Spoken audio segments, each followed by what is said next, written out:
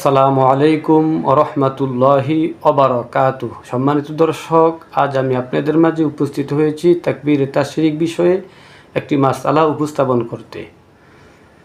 ৯ জিলহজ ফজরের পর থেকে অর্থাৎ ঈদুল আজহার আগের দিন ফজরের পর থেকে ১৩ জিলহজ আসর সহ অর্থাৎ ঈদুল আজহার চতুর্থ দিন আসর সহ মোট ২৩ ওয়াক্ত ফরজ নামাজের পর প্রত্যেকটা প্রাপ্তবয়স্ক পুরুষ ও নারী, চাই সে একাকী নামাজ আদায়কারী হোক, চাই সে জামাতে নামাজ আদায়কারী হোক, চাই সে মুসাফির হোক, চাই সে মুকিম হোক, তার উপর তাকবীর তাশরিক পাঠ করাটা ওয়াজিব।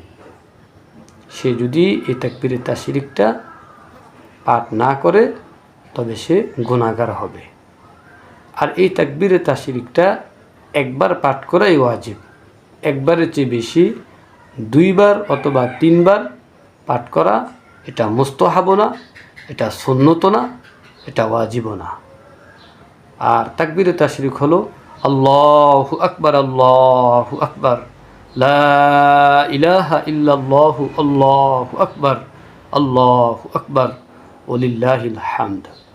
সম্মানিত দর্শক, আমরা পুরুষরা মসজিদে নামাজ আদায় করার পর সকলে সমস্বরে একসাথে আওয়াজ করে এই তাকবীর তাশরিকটা পাঠ করার কারণে আমরা পুরুষরা এই মাসালাটা বেশিরভাগই জানি এবং আমল করি।